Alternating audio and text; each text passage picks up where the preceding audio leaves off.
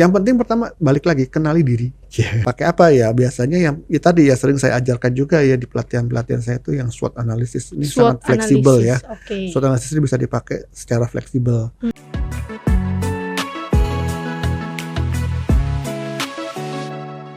Halo teman-teman, kembali lagi dengan saya Aisyah di YouTube channel Coaching for Business. Teman-teman, hari ini aku mau bahas lagi nih dengan tema yang berbeda dengan Coach Aditya Amijaya. Kita sapa dulu yuk coachnya. Halo Coach Adit. Halo. Kenapa Ya. nih Coach, lirik-lirik apa nih? Enggak. Enggak Ada nih. yang lewat tadi. Oh, siapa tuh Coach? Coach Adit, aku Gimana? mau nanya nih Coach. Aku mau bahas kali ini mengenai cara memilih bidang bisnis yang tepat. Tuh, Itu gitu ya. ada aspek-aspek yang harus ditentukan dulu nggak sih nih Coach? Iya ya, itu pertanyaan yang juga legendaris ya.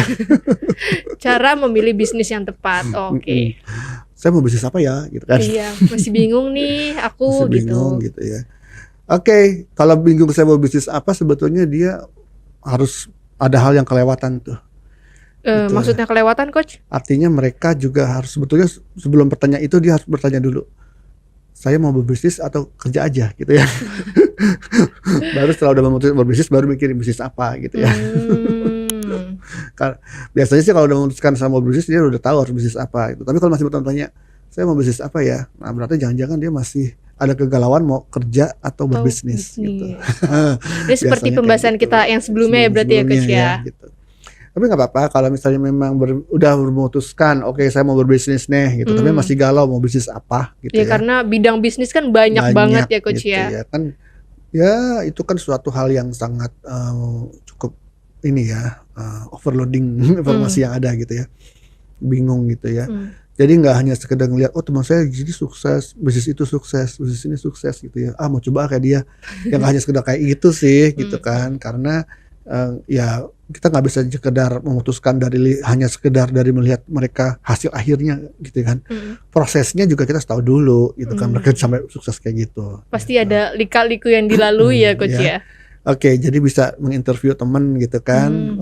Kalau memang pengen nyontohin gitu ya. Itu pun juga kalau temennya mau diinterview gitu. Masa temennya nggak mau sih Coach, pelit banget. Ya kan gitu. Ya paling tidak bukan bisnis yang serupa, tapi dari learning yang didapat apa sih pembelajaran dia yang mereka dapatkan tuh di-share ke kita. Jadi kalau kita mau berbisnis hal yang berbeda pun bisa jadi ada hal-hal yang bisa kita pakai gitu kan dari pembelajaran mereka gitu ya.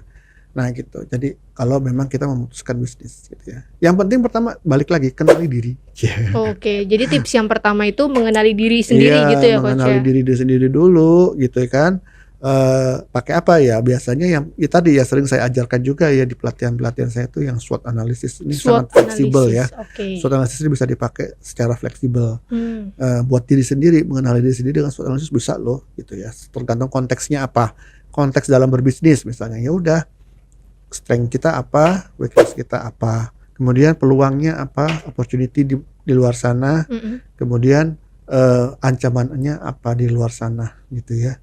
Dari keempat ini bisa kita susun suatu kesimpulan sehingga akhirnya kesimpulan akhirnya adalah saya mau berbisnis apa gitu kan. Oke. Gitu. Berarti kita sama aja menilai diri kita sendiri dulu ya Coach ya.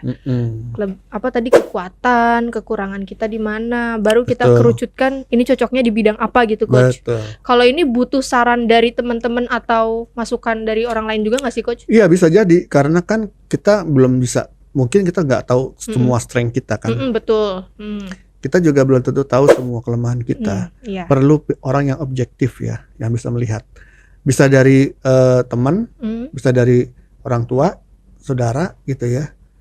Bisa dari musuh kita. Musuh mau ditanyain gak ya Coach? Teman ada musuh gitu ya. Mudah-mudahan semuanya teman gitu ya. Teman kita semua gitu ya.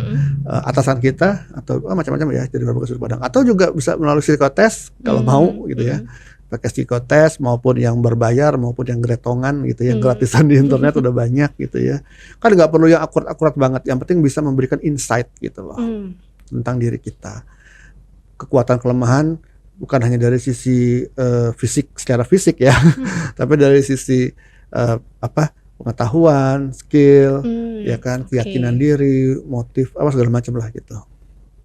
Jadi bahkan ke minat bakatnya gitu. Oh iya, kadang kalau ke minat bakat itu ada tes yang bisa dilakukan dari sidik jari katanya Coach ya. Ya itu sih. Ya apapun itu tesnya, yang penting Anda mau mengetahui tentang diri sendiri gitu. Oke, jadi yang pertama itu, kemudian selanjutnya apa nih Coach yang harus? Udah tahu nih, saya mau berbisnis, tapi biasanya kan masih mentah ya. Bisnis di bidang fashion misalnya gitu ya. Oke, fashion berarti. Fashion, tapi kan ini masih sesuatu yang luas juga nih. Ya oke, saya memang hobinya menjahit gitu ya. Saya mau hobinya ternyata saya mendesain baju. Saya senang banget deh gitu kan, bisa desain baju, terus nanti baju ini kalau misalnya saya bayangkan dipakai oleh orang-orang tuh kayak gimana ya gitu kan. Itu desain fashion gitu. Tapi itu kan masih luas juga ya Coach. Masih luas ya, masih mentah. Baju gitu. yang seperti apa? Mau yang baju spesifiknya kayak apa nih gitu kan. Hal-hal apa gitu kan. Nah, ini saya bisa banyak sekali metodenya untuk bisa mendapatkan yang lebih spesifiknya lagi sih gitu ya. Dengan cara apa berbagai metode gitu ya, tapi yang lagi ngetren sekarang tuh namanya adalah design thinking. Design thinking ya. Itu maksudnya kita design berpikir thinking itu framework yang untuk bisa berbagai macam sih ya. Proses desain gitu ya, mendesain suatu produk atau jasa gitu ya. Intinya kan gitu, yang lebih yang inovatif. Dan ini ternyata konsep ini bisa dipakai untuk juga tadi mendesain bisnis apa nih yang spesifiknya yang perlu kita tekuni gitu kan gitu. Design thinking itu kan kita diawali dengan apa? Dengan memahami dulu betul-betul kebutuhan market gitu ya. Misalnya di dunia fashion.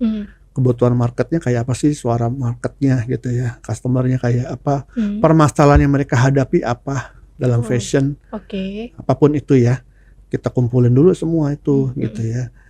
Kemudian juga dari situ dapat informasi masuk ke tahap berikutnya, yaitu untuk mendefinisikan apa yang menjadi problem mereka gitu kan.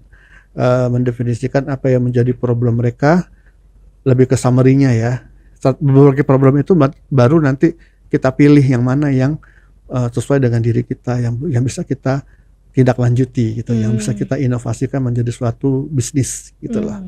Nah, jadi tahap selanjutnya ketika sudah dipilih baru deh tentukan berarti bisnis apa nih, ya kan, dari berbagai problem-problem itu peluang apa nih yang bisa kita bisniskan gitu ya. Jadi kita pilih dari berbagai pilihan-pilihan itu tadi, peluang-peluang apa bisnis, permasalahan-permasalahan itu yang mana yang bisa kita ubah menjadi suatu bisnis gitu ya. Baik lagi dikombinasikan dengan apa yang kekuatan kita gitu ya, kelemahan kita tadi gitu ya. Oh ternyata fashion apa nih? Maksudnya fashion baju pengantin kah?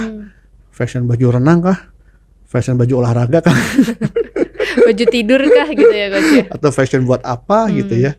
Fashion macam-macam ya gitu. Apalah gitu. Contoh baju pengantin lah gitu ya. Oke, kita udah fokus nih baju pengantin. Baru kan gitu. Disitulah kita inovasi baju pengantin yang kayak apa nih, yang bisa menjadi andalan kita. Tentu di situ sudah kita sudah improve lagi di tahap edition ya, biasanya itu kita improve lagi ke USP-nya, apa nih keunikannya atau nilai lebihnya, untuk apa sih ya yang menjadi daya jualnya apa nih, yang keunikannya yang bisa menjawab kebutuhan masyarakat itu gitu ya, kebutuhan orang pengantin gitu ya. Terlihat anggun atau mewah gitu ya Coach kan. ya. Nah, barulah ya tahapnya implementasi prototype. Kita prototype dulu. Ya udah kita prototipkan dulu bisnisnya. Bukan hanya produk sih, tapi dari memprototipkan bisnis sistemnya juga, bisnis modelnya gitu. Ya. Baru dari bisnis model itu ke produknya. Baru nanti evaluasi gitu deh. Oh panjang juga ya Coach ya. Dalam proses design thinking ini memang bisa sendiri, harus dimonitor oleh seorang coach sih Coach? Ya jadi kan dari mulai tadi ya, dari awal gitu ya, empathize atau memahami kebutuhan masyarakat atau market, sampai ke prototype, sampai ke evaluasi. Nah evaluasi ini kan juga perlu proses lagi nih gitu kan, untuk mengevaluasi apakah yang sudah kita tentukan tadi tuh benar-benar oke nggak nih, kan intinya gitu ya. Atau ada perlu yang diimprove lagi atau diperbaiki lagi, atau perlu balik dari nol lagi gitu. Ya. Jadi ya idealnya sih kebanyakan orang ya sendiri ya pengen, tapi kan nggak bisa juga, mereka berpikir kadang-kadang perlu teman bantuan gitu ya. Ya, jadi bisa dengan bantuan coach gitu ya, dengan menjalani proses ini gitu ya. Dengan menggunakan design thinking gitu ya. Oke, tahapan-tahapannya akan dipandu oleh seorang coach gitu ya, sampai akhirnya mereka bisa mendapatkan bisnis yang udah jelas gitu ya. Udah yakin mau dibuat gitu ya coach ya. Betul gitu. Ya, design thinking sendiri sih udah banyak sih sumbernya, baca di buku-buku gitu ya. Cuman yang menjadi kesulitan adalah mereka cuma paham doang, tapi bagaimana mengeksekusinya ke kebutuhan mereka sendiri. Disitulah biasanya butuh coach atau konsultan lah gitu ya, yang bisa memandu mereka gitu ya, menjalani prosesnya ini gitu. Itu satu dari sekian banyak metode sih gitu ya, design thinking. Bukan hanya design thinking doang, caranya ada banyak lainnya. Iya, ada banyak cara lainnya gitu. Tergantung seberapa mau sistematisnya Anda melakukannya gitu. Jadi ya gitulah ya. Jadi mulai kenal ke diri sendiri dulu, baru mengetahui oke, saya berbisnis apa nih. Tapi masih berupa konsep atau masih berupa mentahan gitu ya. Mau dipadatkan lagi, mau dikerucutkan lagi, spesifikkan lagi, atau mau lebih klarifikasi lagi dengan teknik design thinking. Gitu. Wah, luar biasa banget nih. Aku jadi punya ilmu baru mengenai design thinking itu. Pastinya juga bermanfaat untuk teman-teman kan. Nah teman-teman, kalau teman-teman juga mau dibimbing oleh seorang coach gitu kan ya, dimonitor, teman-teman bisa kunjungi website kami ya coach ya, di www.corporaconsulting.com. Teman-teman bisa mencari informasi terlebih dahulu, dan di sana kami juga memiliki sertifikasi untuk pelatihan coaching dan juga NLP ya teman-teman, dan program-program lainnya. Oke teman-teman, sekian dulu pembahasan kita pada sesi kali ini. Jangan lupa untuk like, komen, dan subscribe channel ini supaya bisa terus tumbuh dan berkembang. Saya Aisyah Rahmawati dan saya Aditya Wijaya. Sampai jumpa di pertemuan berikutnya. Bye-bye. Bye-bye.